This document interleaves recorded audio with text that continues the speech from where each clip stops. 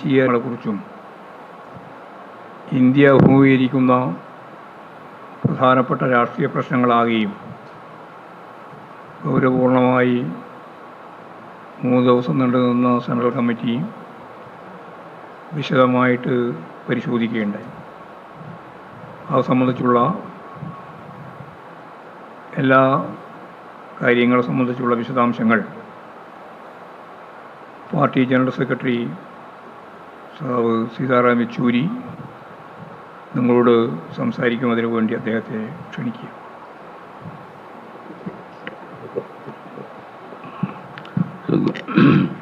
So I'll speak in English.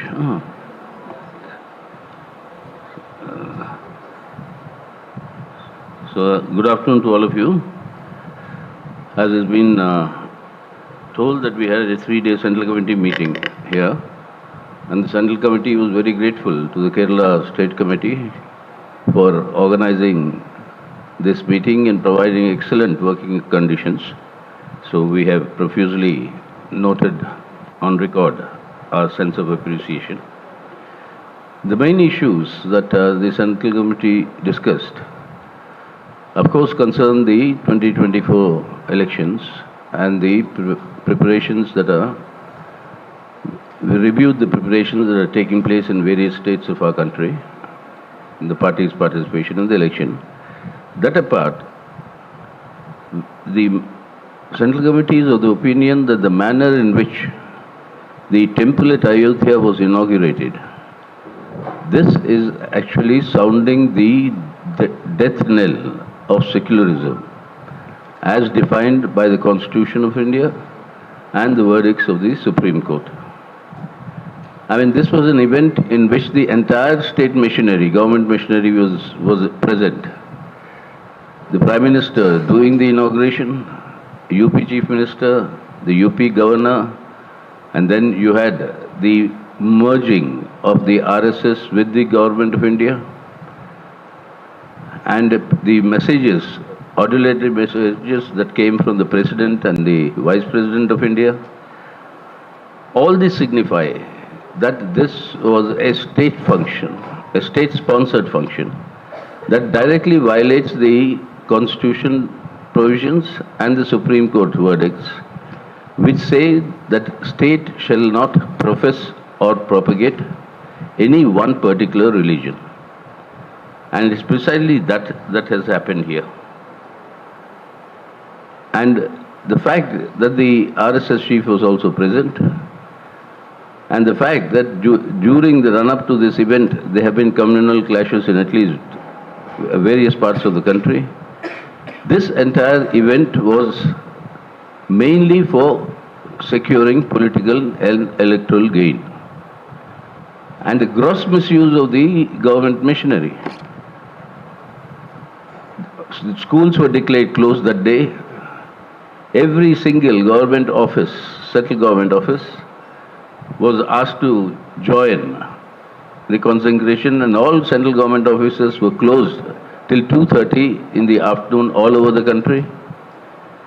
Likewise, you had giant screens projecting this entire event in government properties, and people were mobilized to come and watch this. And this is something as a political game which has now been revealed, because the plan is that every day people from different states and all the parliamentary constituencies, they will be mobilized and taken to Ayodhya, and this will continue till the end of March. April, the elections are scheduled. So the whole thing is a build-up for a communal polarization of the Hindutva vote. Now this is the entire game plan, which is completely in violation of the Indian Constitution. Thirdly, the way this event took place, this is a signal that the Freedom of Places of Worship Act 1991, that stipulated legally, except for Ayodhya, no other religious place status can be changed from what it was on the 15th of August 1947. Now this is going to be buried, that is clear, with Kashi and Mathura already being raised, and with judicial connivance, the process in Mathura, that has also been sanctioned by the judiciary. Now it's unlikely to stop just at Kashi and Mathura. In every single state, the BJP is now saying they would want to liberate this shrine or the other shrine, and particularly the multi-religious Sufi shrines are being targeted, and in Karnataka particularly. So this is going to be a permanent source of fratricide in our country that the RSS and BJP are going to foment. Now these are very serious implications for the country and its character as a secular democratic republic. We have stated very clearly when we first regretted the invitations given to us with thanks to the organizers. They personally come to invite me as the General Secretary to come to Ayodhya. Sort of courtesy, I offered them tea or coffee. They said no. So I took the invitation card, and then they didn't ask for a response, I didn't respond. But we finally responded saying that as far as CPM is concerned, we respect religion. We have the highest regard for every individual who make their choices on which faith to follow. That is a right that the CPIM will protect, safeguard. At the same time, the CPIM will firmly continue to oppose the utilization of people's religious sentiments for political purposes, which is what Ayodhya is doing. And this merging of religion with the state is something that is not acceptable. Not only is it not acceptable, that destroys the very foundation of the secular democratic Republic of India as ordained by the Constitution. So we think this is a serious battle, and this battle will now find expression in the electoral battles. Which is the idea for the RSS BJP. And in this fight, electoral fight, this contest, CPM will frontally take up this position of denouncing the exploitation of people's religious sentiments and misusing them for the political and electoral gains of the RSS BJP. Secondly, the last two rounds of assembly elections have shown that among the major states, the BJP has won in this round in Rajasthan, Madhya Pradesh and Chhattisgarh. Congress has won in this round and the earlier rounds in Karnataka, Himachal Pradesh and Telangana. So the question is that there is going to be a keen contest depending on the states and the influence that these parties will have. So in this situation, we have clearly come to the conclusion that BJP's victories are centrally focused on the consolidation of the Hindutva vote, and this has to be challenged frontally by strictly upholding secularism as the separation of religion from politics and state. Any effort to try and compete with Hindutva communal secularism through adopting a pale communal strategy, which is what happened in Madhya Pradesh particularly and in Chhattisgarh, where the Congress leaders were actually competing with the RSS BJP. Now, pale saffron and pale Hindutva are no match for the real saffron and real Hindutva. The more you propagate the paleness, more the people will get influenced to the core Hindutva communal agenda. And this has been the mainstay for BJP's victories in the northern states, the Hindi-speaking states. So the lesson to be learned by all secular parties is that this challenge has to be confronted frontally frontally upholding the principles of secularism. Now, the most interesting feature from this developments is that despite the Ayodhya inauguration, temple inauguration, despite the fact that in the last round of elections they won in the 3 states in Hindi-speaking areas but lost Telangana, the separation, despite the victories in these states, the BJP seems to be still unsure of the electoral prospects in 2024. The propaganda machine now keeps on talking of saying that they'll win more than 400, etc., seats and all this. But this insecurity about what will be the outcome of the 2024 election is leading the BJP and this Modi government to be more brazen in assaulting the opposition parties in various states. The ED and money power. This is the venal cocktail that the BJP has produced through these years for electoral gains. And through this ED money power combination, they are disrupting the ruling parties in many states, dividing them, and thereby playing an extremely anti-democratic role, particularly in states where the BJP was defeated in the assembly elections. The effort is through defections to try and grab or usurp power. They had started doing this in order to gain more parliament seats in Karnataka, tying up with the Janata Secular. Then in Maharashtra, using the ED and money power to divide both the NCP and Uddhav Thackeray Shiv Sena. Now, 2 days ago, it happened in Bihar with Mr. Nitish Kumar changing sides, flip-flop. This is the 5th time he's done this, and he holds the record in Indian politics of being a chief minister being sworn in for the 9th time. I mean, without serving 9 terms. It's very obvious that morning he resigns, evening he's sworn in. Now, they've vanished in Bihar, and now they're targeting Jharkhand. The way the ED is pounding upon the Jharkhand CM, and the fact that he had to, he was not traceable by the ED yesterday in Delhi, is very clear that the ED is grossly misused as the political arm of the BJP and Modi government.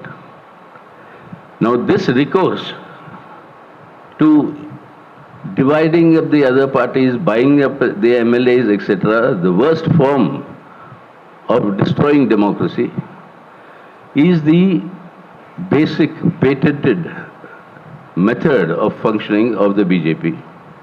And that clearly shows they are on a shaky ground.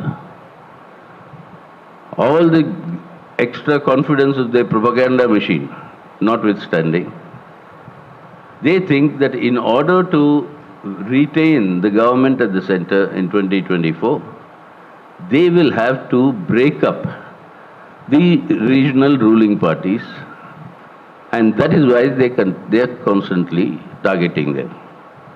So it is not as though the BJP, it's a given fact that Modi is going to return and the BJP is going to win. They themselves are not sure.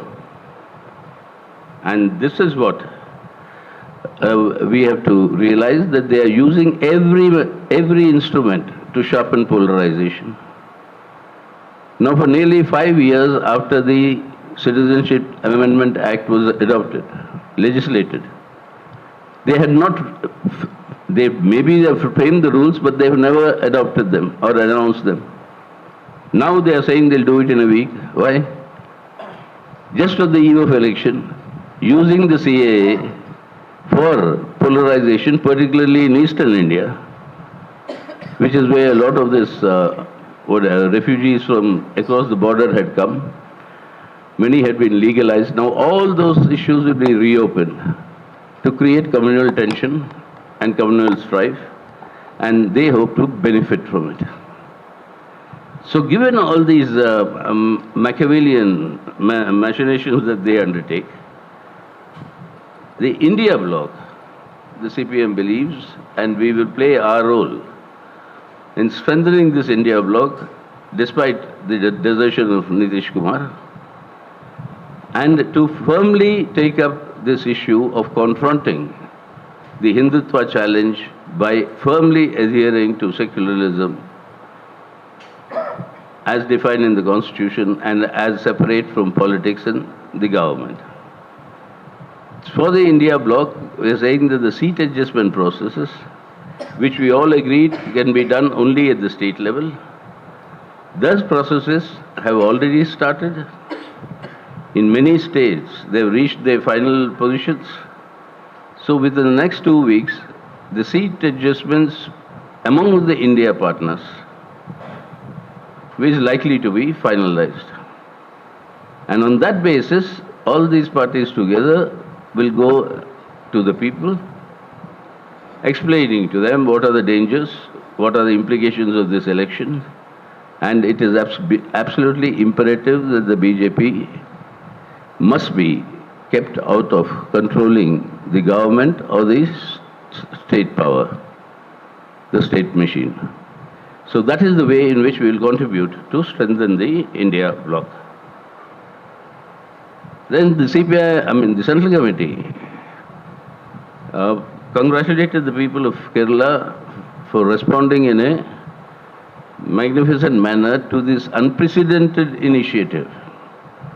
It is unique that we have not heard in any other state that the entire government, that is the Chief Minister along with all the entire cabinet, actually goes to the people. Goes to the people is not people coming to the government with their grievances, but the government going to the people. And this is a unique method in India that Kerala, among the many unique things it did in politics earlier, of initiating a change in politics, this is a unique method. And the way people responded, we thought was excellent because it indicates the high degree of people's participation. And that is something that the Central Committee appreciated and congratulated the people of Kerala. The Central Committee also felt that the present governor of Kerala is unfit for his post. Now he has been overstepping the boundaries of constantly and regular political attacks against the government targeting the Chief Minister. Governor is a constitutional office. If it has anything to opine about, it is not by going to the streets or going to the media, but it is conveying this to the Honorable President of India, who is the one who appointed the governor. But here a confrontationist attack. And the last thing, when we came to attend the Central Committee meeting, when I landed in the Trivandrum airport, I was coming from Tamil Nadu, so from Chennai.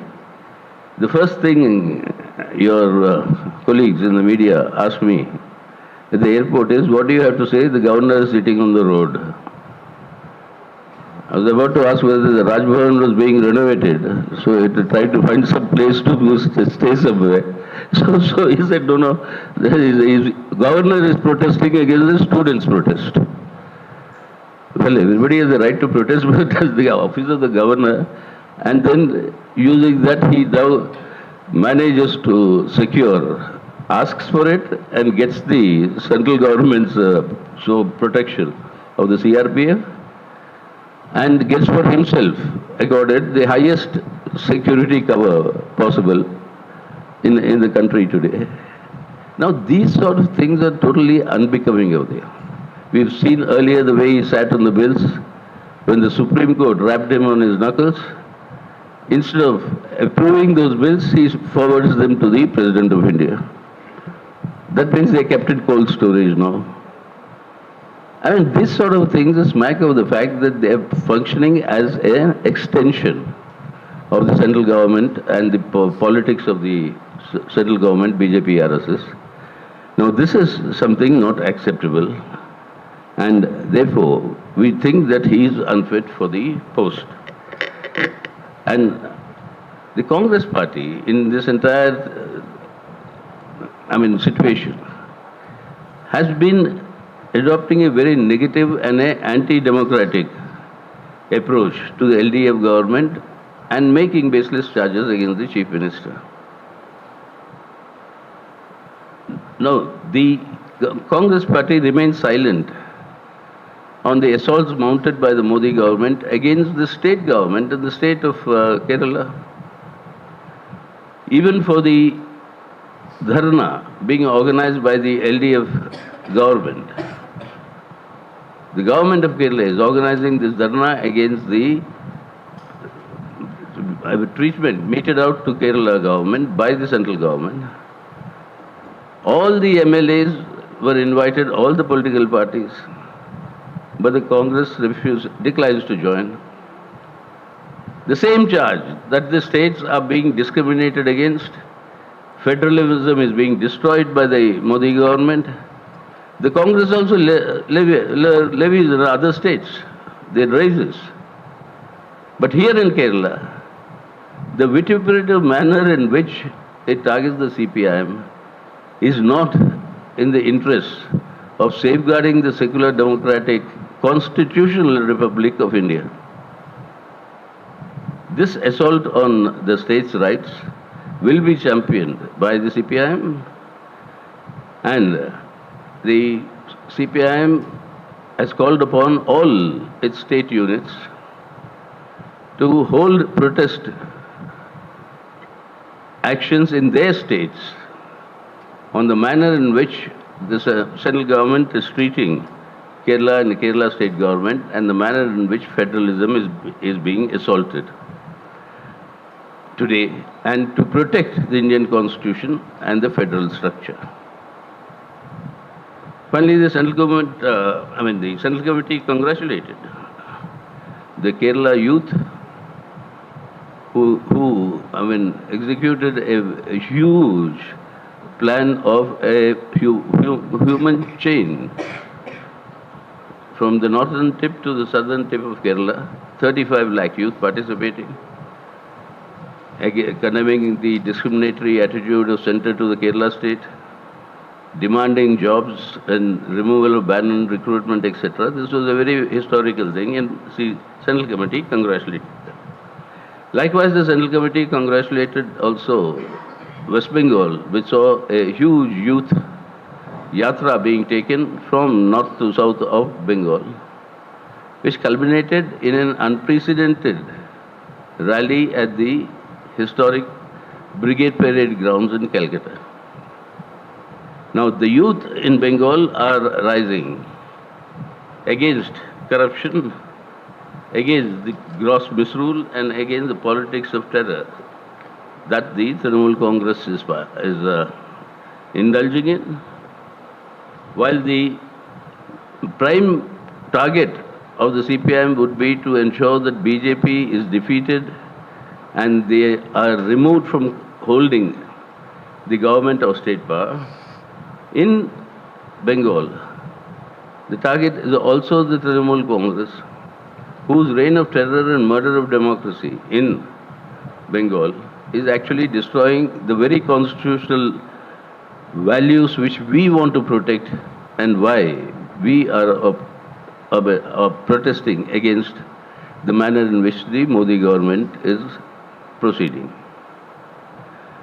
Finally, the Central Committee decided that apart from organizing solidarity actions in other states on February 8, the day of the LDF Dharna in Delhi, we will express our solidarity with the joint call given by the Sanmik Kisan Morcha and the Confederation of Central Trade Unions on 16th of February for nationwide protest actions on their demands and the betrayal of the Prime Minister in not implementing what he himself promised when he withdrew the agri laws of the legally guaranteed MSP for all crops and all farmers in the country.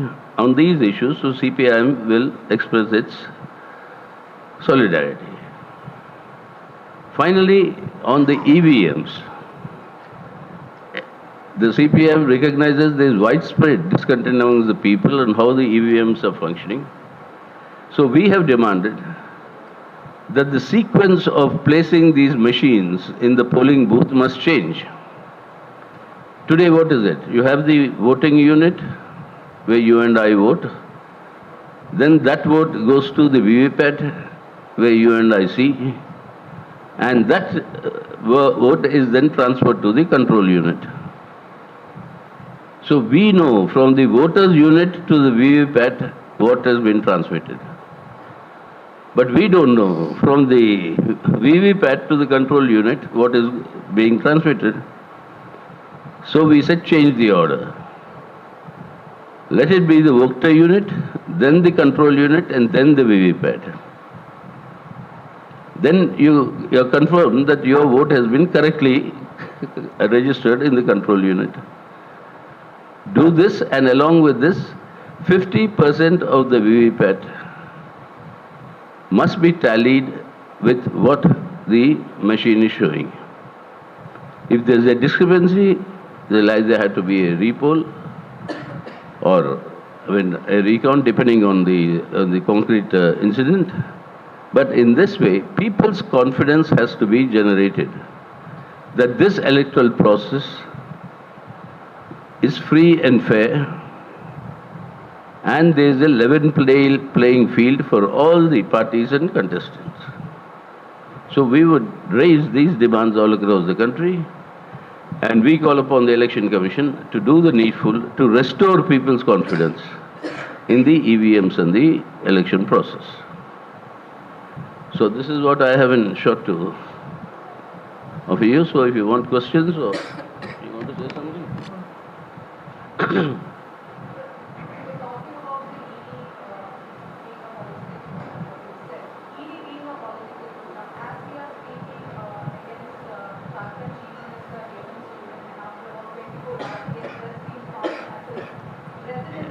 Can this be put off? No? Can't hear.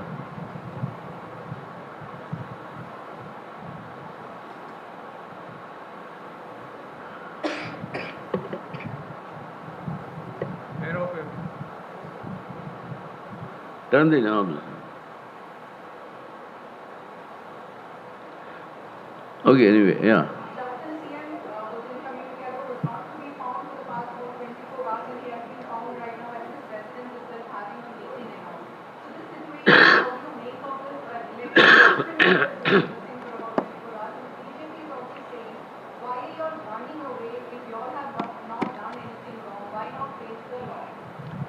Who's running away? No, well, why doesn't the BJP answer the question?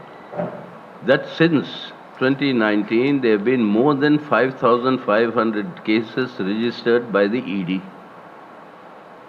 What has been the rate of conviction? 23. Only 25 have reached the courts, out of which 23 have been convicted.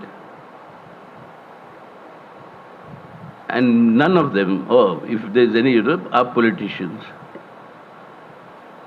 So who is afraid of running away? What does the lack of conviction mean? That ED is only harassing and intimidating.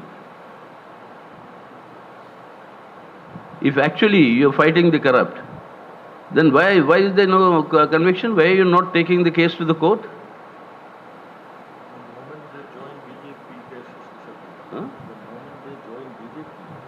That I'm coming, wait. So that is the point you got to turn back and ask them, who's running away? And supposing tomorrow the ED is after you and you decide I'll join the BJP. How does the ED suddenly stop being after you? You're no longer corrupt? When Eknath Shinde goes to the BJP and forms the government. The charges against him are all dropped. When Mr. Ajit Pawar does the same thing, that he is not corrupt at all, he is, what do you call, Satya Harishchandra? Assam, that is the old story, Assam Chief Minister and all these people. But every case, wherever in the recent period also, apart from Mr. Hemant, with our Assam Chief Minister, all of them who have moved to the BJP, all the cases are dropped. What does this mean? By saying, why are you running away? What they are saying is, why are you not joining me? This is the straightforward, message they want to convey. That is why they have completely, the system of democracy has been virtually murdered by the BJP and the methods that it employs.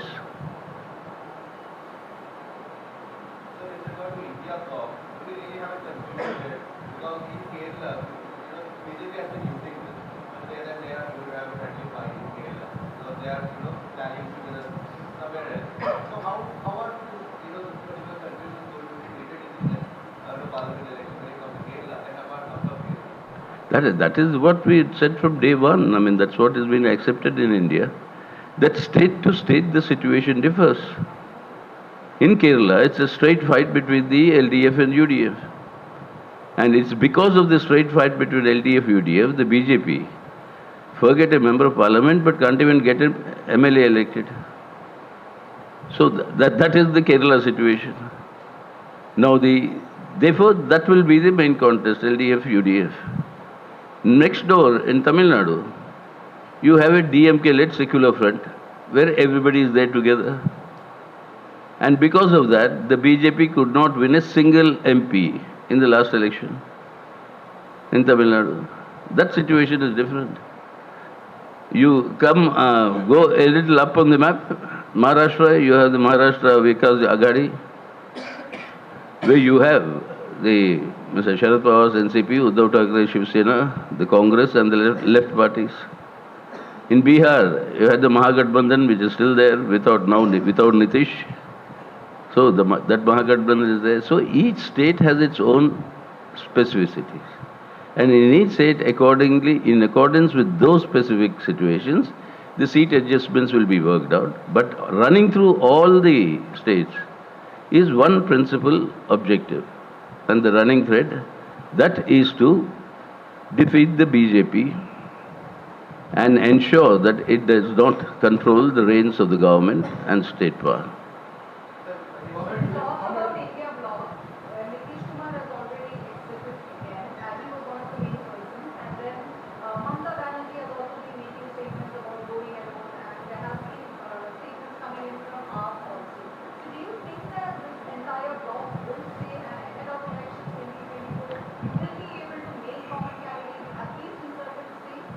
You see, what is in most of the states will be able to make common candidates. And that process is, as I told you, reached the final stages in most of the states. In some states, this will not happen. We know it for a given. Kerala, Bengal, I mean, these are not going to happen.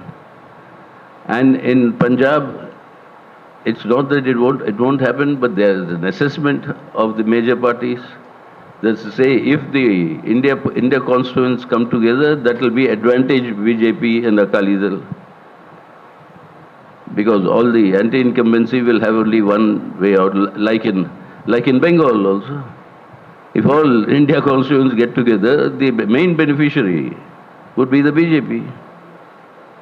The huge anti-incumbency against the Trinamool government will all be shifted there. So that is why I keep on saying, and I hope you don't keep on minding, that electoral politics is not arithmetic. You can't add 2 and 2 and get 4 in electoral politics. Sometimes if you put 2 and 2 together, you can get 22 or you can get 0 also. So if all opposition parties get together in many states, the advantage goes to BJP. Because the anti-incumbency against the ruling party, that is the only avenue for people to vote. So we'll have to go concretely. And that doesn't affect it at all. People are very mature.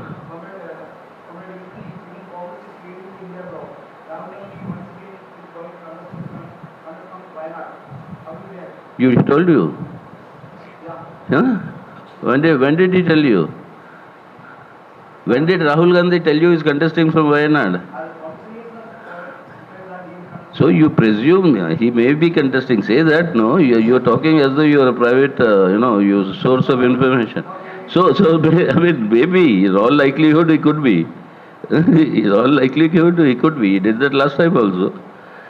So that is, every party has their own democratic right to decide where their candidates or leaders will fight from. So that's it. But that doesn't make any difference to the overall understanding of strategy.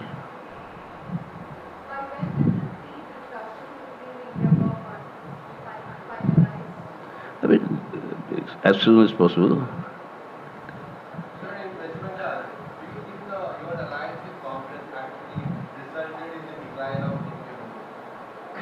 No. In fact, if you look at the actual percentages vote, I mean, in fact, only the combined vote of the Congress, Left and the ISF, Indian Secular Front, that vote together is much more than the vote we had compared to the earlier election.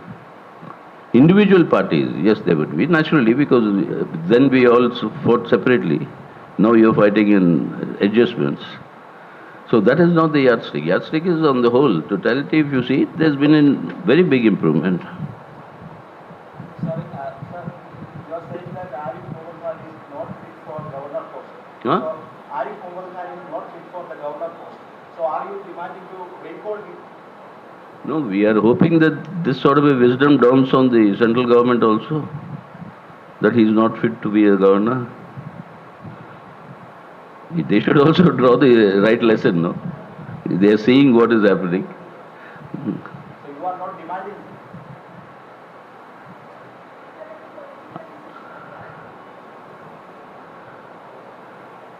What do you want me to do? Demand? Huh? So you are anti-Arif Mohammed Khan? Huh? You and your paper don't want him to be the governor? Is that right?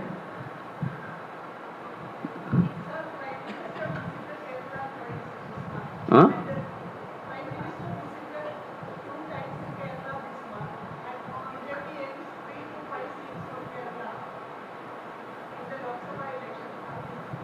How to say it? I mean, we are Democrats.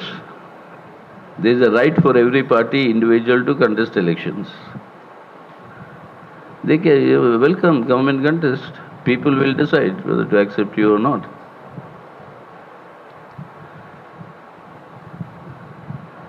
There is an ED inquiry going on against Extra Logic Company, which is a company of Chief Minister's daughter. Yeah, these details you know.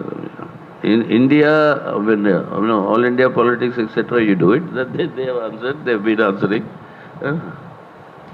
Okay. So sorry, disappointing you. Who wanted the governor to resign? Anyway, our position is that he is unfit to be the governor. We are saying that. That's what we hope that the center will understand from that.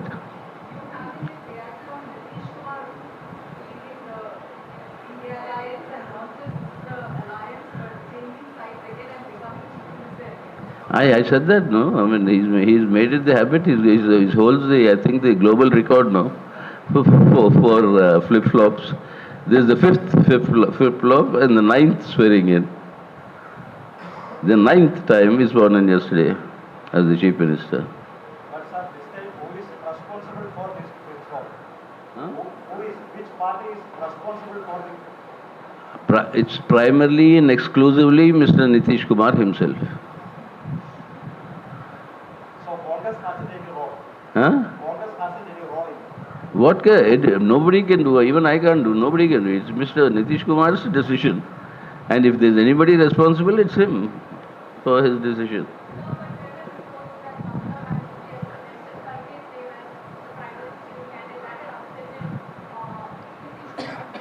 Yeah, such decisions are not taken by some comment made by somebody and getting upset and doing things. If that is the case, then you shouldn't be a politician.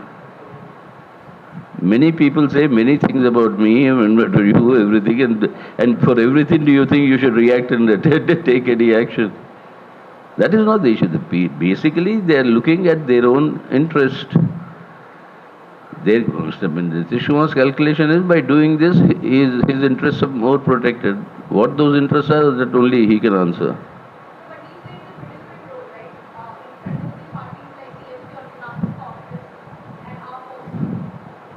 Huh? Who? So since he played the middleman role of convincing parties like AAP and TSC to come along with the Congress. Not middleman role of making it. Nobody comes because somebody went and told them to come. And nobody is going to vote because they like my face or don't like my face.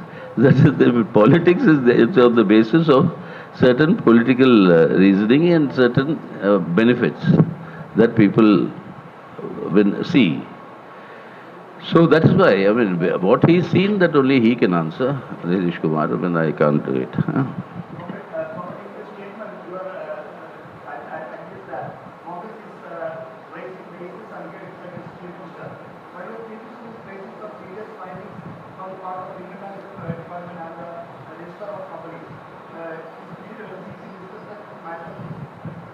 I mean, these are details that we have not got into.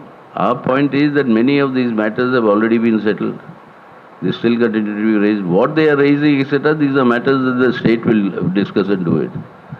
That is not the issue. But what we are saying is, right now, whatever position the Congress is taking is only helping the BJP government to ill-treat the state of Kerala and its people.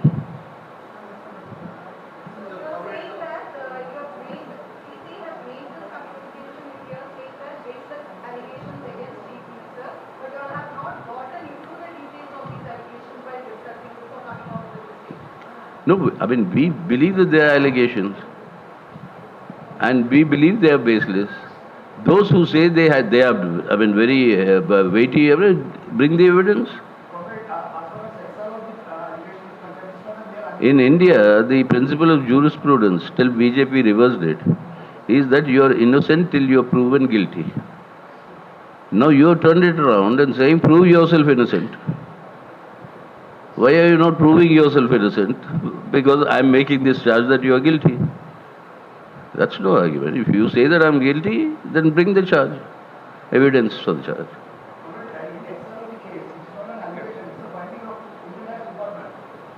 I'm sorry? I've told you here a number of times, these are details I don't follow and there's no need for the All India Party to follow. My Kerala State Committee and the leaders here are perfectly competent to answer. They've been answering you. The question you are asking me has been answered, I think, many times. So please, please bear in mind, maintain this Vikram. Ask me about national politics, I'll answer you.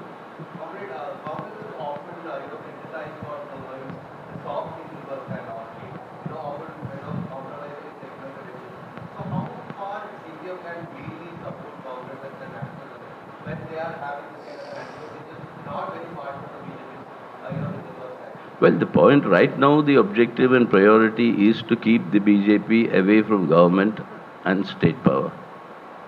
That is the immediate objective. To assure that, we will proceed. That is the objective in these elections.